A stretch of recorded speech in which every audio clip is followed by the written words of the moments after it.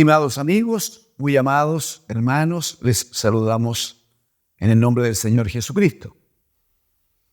Quiero invitarle, hay un texto en las Escrituras que nos parece necesario revisar. Libro de Jueces,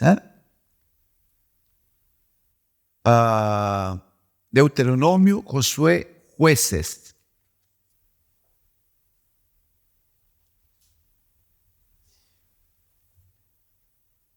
Por favor, vamos a leer solamente el versículo 10 para que nos sirva de antecedente y luego trabajemos por la gracia del Señor juntos. Jueces capítulo 2, verso 10 dice: y toda aquella generación también fue reunida a sus padres.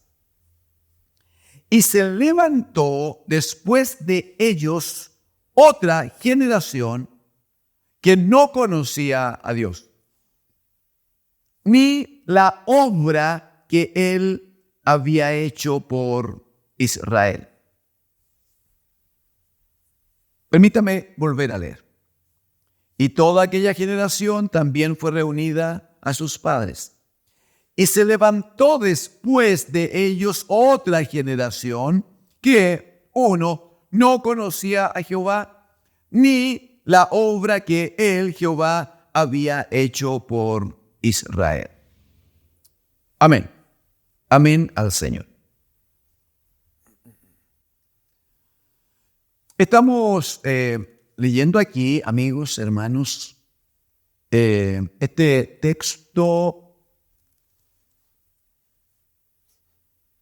que resume de alguna manera una parte del primer siglo en que el pueblo de Israel se establece ya en lo que Dios le había llamado la tierra prometida, Canaán, ¿no? Recordamos que Israel estaba esclavo en Egipto, 430 años de esclavitud.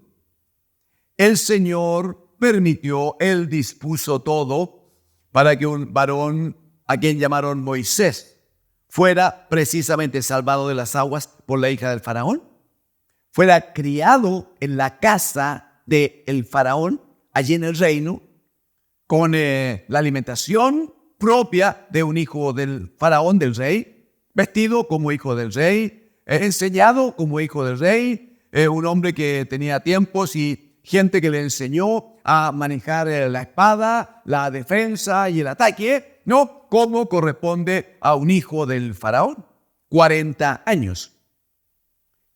Después debió salir de Egipto, él solo salir de Egipto, huir, arrancar. Había pasado una cosa ahí en la que no quiero entrar porque tendría que explicarla y discúlpeme, ya, a ver si pronto lo tratamos.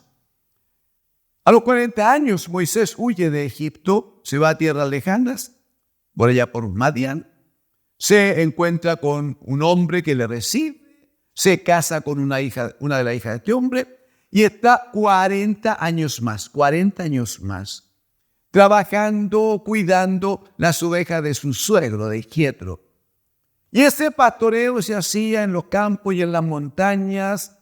Y cuando tenía 80 años, según lo señala los capítulos 3 y 4 de Éxodo, cuando tenía 80 años, el Señor le habla y en la montaña desde una zarza que ardía y no se consumía. El Señor le habla y le dice: mira, te voy a mandar a ti para que libertes a mi pueblo de la esclavitud de Egipto. Y el Señor usa a este Moisés con mucho poder de Dios, con mucha autoridad de Dios. Y Moisés termina sacando al pueblo de Israel de la esclavitud de 4, 5, 6 generaciones, 430 años. Los saca de la esclavitud, los lleva por el desierto. El Señor hace milagro tras milagro, les abre el Mar Rojo, les da agua en el desierto, agua que salía de la roca, le da maná, le da pan del cielo todos los días, el pueblo no se comportó bien, no fue obediente, y un trayecto que deberían hacer en unos poquitos meses, bueno, lo hicieron finalmente en 40 años. Y de todos los varones adultos que salieron de la esclavitud de Egipto, que la Escritura dice que eran aproximadamente 600,000, de todos estos, solo 2, amigos, solo 2 entraron a Canaán. Muy bien. Cuando deben entrar a Canaán, el Señor decide que Moisés no va a entrar físicamente y le nombra un sustituto, Josué. Y Josué es el hombre que da las grandes batallas, es el hombre que arrasa, es el hombre que conquista con su ejército, es el hombre que todo lo destruye, que todo lo incendia, de tal manera que la tierra aquella de Canaán se constituya en una tierra así como limpia por el fuego del Señor, para que Israel habite ese lugar con sus 12 tribus. Cuando se establece allí Josué y el pueblo de Israel, el gobierno que se manifiesta allí es una consecuencia del gobierno que se había dado 40 años en el desierto. En el desierto no hubo un rey, no hubo rey. La última vez que ellos vieron un rey fue al faraón allá en Egipto, pero cuando eran esclavos. En el desierto lo que vieron ellos, lo que tuvieron durante 40 años, fue un siervo de Dios, un hombre de Dios que funcionaba, que actuaba, que decidía, que iba adelante con el pueblo, un pueblo numeroso, bajo permanente palabra de Dios. Dios decidía cuándo avanzaban. La Escritura dice, amigos, hermanos, la Escritura dice que cuando una nube que había permanentemente sobre el pueblo, dice, cuando la nube se detenía, entonces el pueblo también se detenía, ponía sus tiendas, sus carpas, ¿no? Se establecían allí y empezaban a hacer vida de pueblo, de familia. ¿Hasta cuándo? Hasta que la nube volvía a levantarse. Cuando la nube se levantaba, era señal de que el pueblo debía desarmar todas sus tiendas y caminar de nuevo, y ir adelante. ¿Hasta cuándo? Hasta que la nube, o sea, había un gobierno absoluto en cuanto a los tiempos.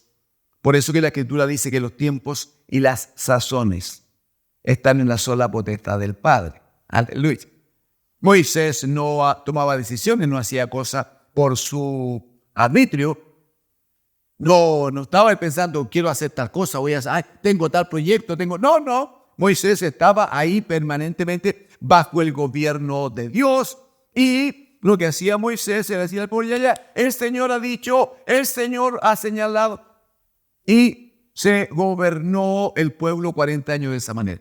Cuando llegan a Canaán, la tierra prometida, Josué, obviamente que conocía este gobierno de Moisés, él queda establecido por Dios como quien gobernó entonces el pueblo de Israel durante algunos años.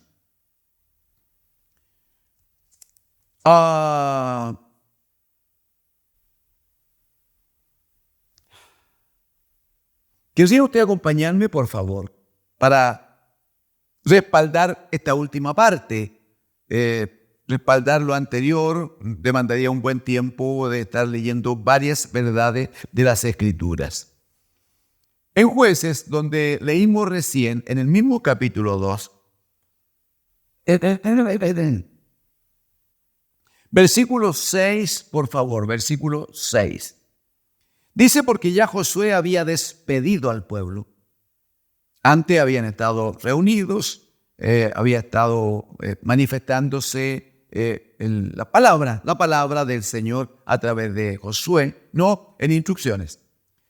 Porque ya Josué había despedido al pueblo y los hijos de Israel se habían ido cada uno a su heredad para poseerla. Ya cada tribu tenía asignado un lugar, ya no había necesidad de mantenerse en pie de guerra porque los enemigos ya se habían aquietado, muchos habían muerto, unos pocos habían huido, ya habían tomado el control del lugar. Ese es el punto. Y cada tribu entonces se fue al lugar asignado para poseerla, para tomar el control, para decidir dónde vamos a levantar la tienda, dónde va a quedar el lugar para los animales, dónde van a jugar los niños, etcétera, etcétera. Muy bien. Verso 7, por favor. Y el pueblo había servido a Jehová todo el tiempo de Josué. Todo el tiempo que Josué les gobernó, les presidió, dice que el pueblo habían servido a Dios.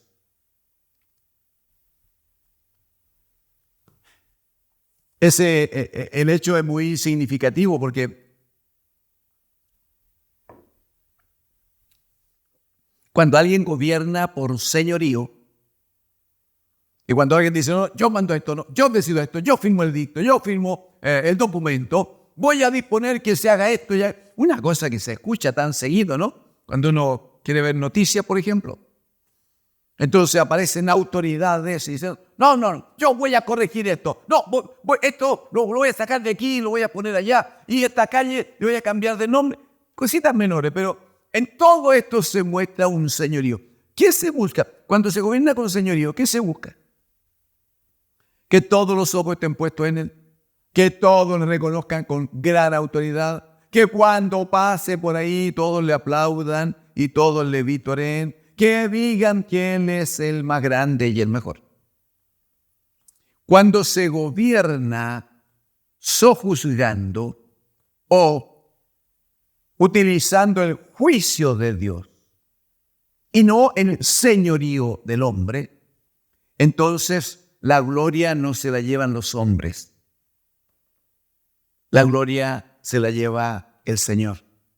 Mire cómo dice el versículo número 7 todavía.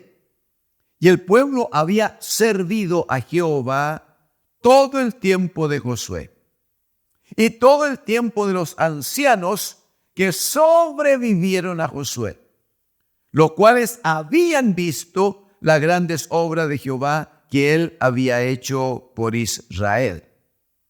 ¿Cuál es el problema? Verso 8. Pero murió Josué, hijo de Nun. Todos los hombres mueren. Murió Josué, hijo de Nun, siervo de Jehová, siendo de 110 años, 9, y lo sepultaron en su heredad en Timnat-Sera, en el monte de Efraín, al norte del monte de Gaz. Verso 10. Y toda aquella generación también fue reunida con sus padres. O sea, muere Josué y mueren todos los de su generación, los que le ayudaban a dirigir, los que le ayudaban a gobernar, todos los que sin participar en el gobierno estaban en su tienda, en las distintas tribus, pero que tenían una edad cercana a la de Josué. Todos aquellos murieron. Murieron por una cosa natural. Se pusieron viejos y se murieron. Ese es el asunto. El punto es que dice dentro del versículo 10 que se levantó después de ellos. Se levantó después de ellos otra generación, los hijos de estos que ya habían muerto, los hijos de ellos se levantaron, pero dice que esta otra generación no conocía a Jehová, ni la obra que él había hecho por Israel.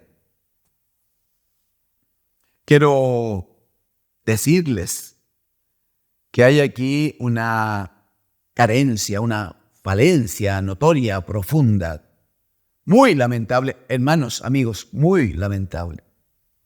Porque esta nueva generación que se levanta es la generación de los hijos, de aquellos hombres de los cuales dice el verso 7 al final,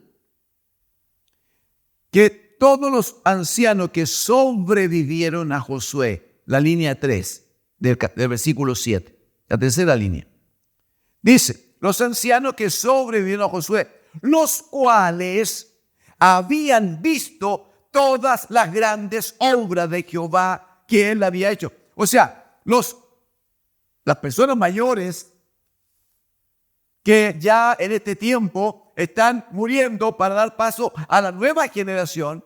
Esta nueva generación era hijo de aquellos.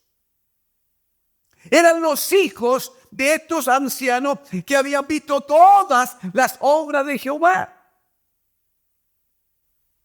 Más aún, esta nueva generación participó en su niñez y en su juventud de una buena parte del trayecto, una buena última parte del trayecto que hicieron por el desierto. O sea,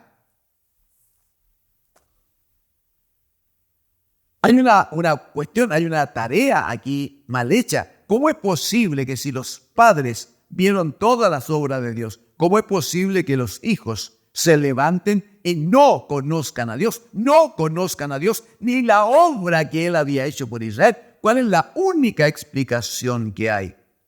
Alguien podría decir que a lo mejor nadie les dijo lo que había que hacer, porque esa frase está a flor de labios siempre.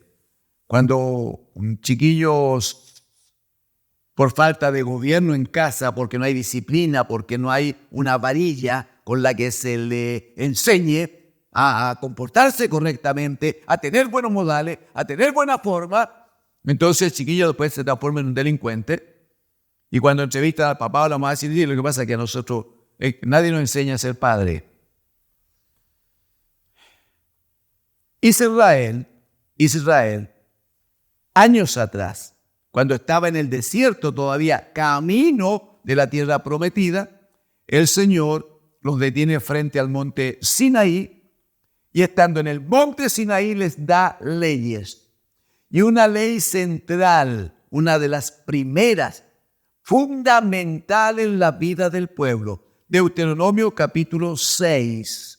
El Señor le dice por Moisés al pueblo, versículo número 4, oye Israel, Jehová nuestro Dios, Jehová uno es, y porque es solo uno y no hay otro Dios, entonces tu responsabilidad como pueblo es amarás a Jehová tu Dios de todo tu corazón y de toda tu alma y con todas tus fuerzas. Y estas palabras que te estoy mandando, esta palabra que yo te mando hoy, ¿cuál es palabra? Jehová nuestro Dios, Jehová uno es, y amarás al Señor tu Dios con todo tu corazón, con toda tu alma, con toda tu fuerza. Muy bien, estas palabras que yo te mando hoy, uno, estarán sobre tu corazón, cubrirán tu alma, estarán en tu vida, serán central. Nunca te vas a olvidar, nunca las vas a desobedecer. Vas a vivir por esta palabra.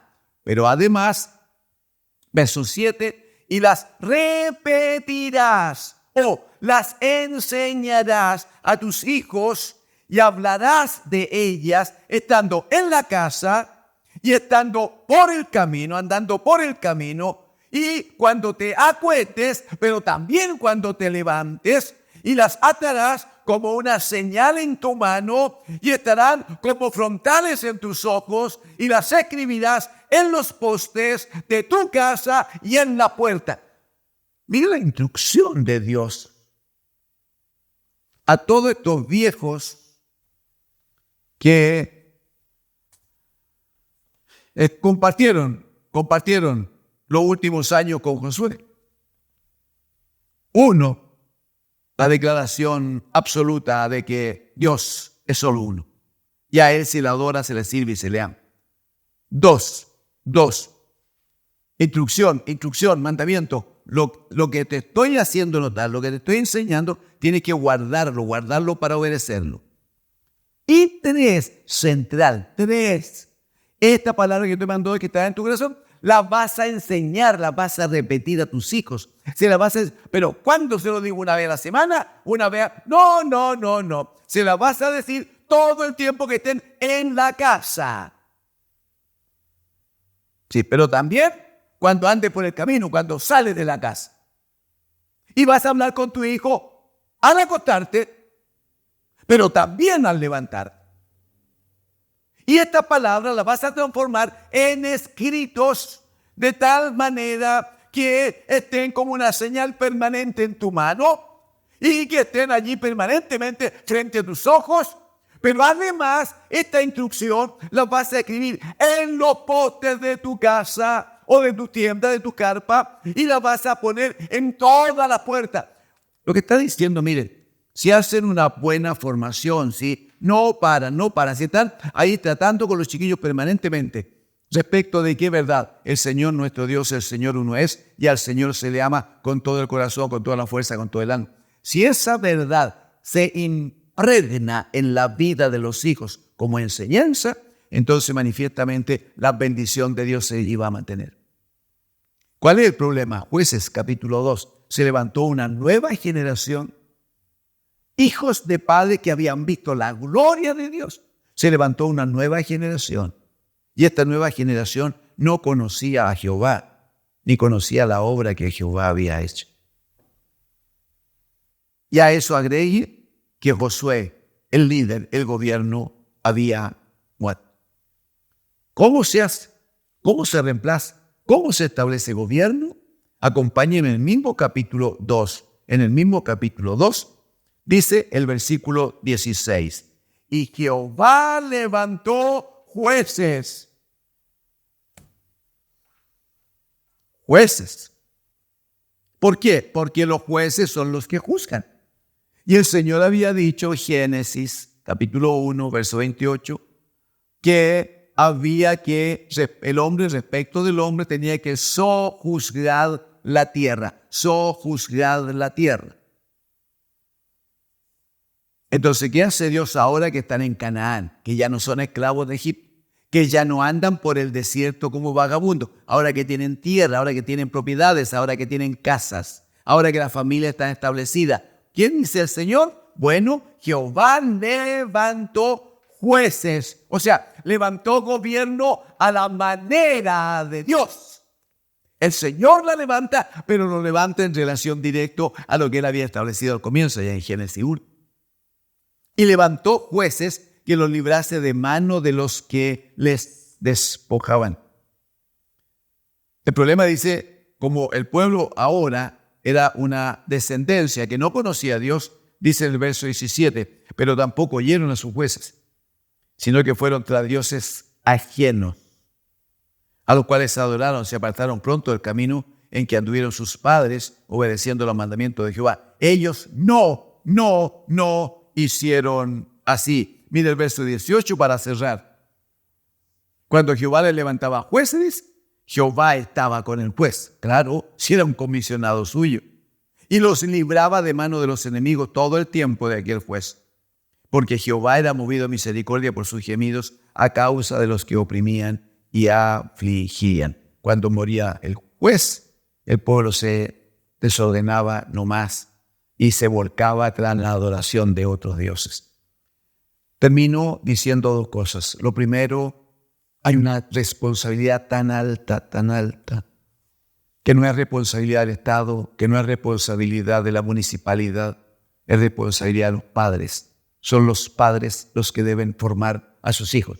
Son los padres los que deben enseñar a los hijos. ¿Y cuál es la más alta responsabilidad? ¿Cuál es la más alta enseñanza que los padres deben entregar a sus hijos? Los hijos deben saber, desde la más tierna edad, los niños deben saber que existe un Dios en los cielos y que el Señor es uno solo y que no hay otro fuera de Él, y por tanto a este Dios de los cielos, al Dios creador, al Dios que sostiene toda la cosa con la palabra de su poder, a este Dios se le ama con todo el corazón, con toda la mente y con toda la fuerza. ¿No? Se le ama con todo. Él es el centro de nuestra vida. En Él y por Él. En Él vivimos y por Él somos, dirá la Escritura en Hechos de los Apóstoles.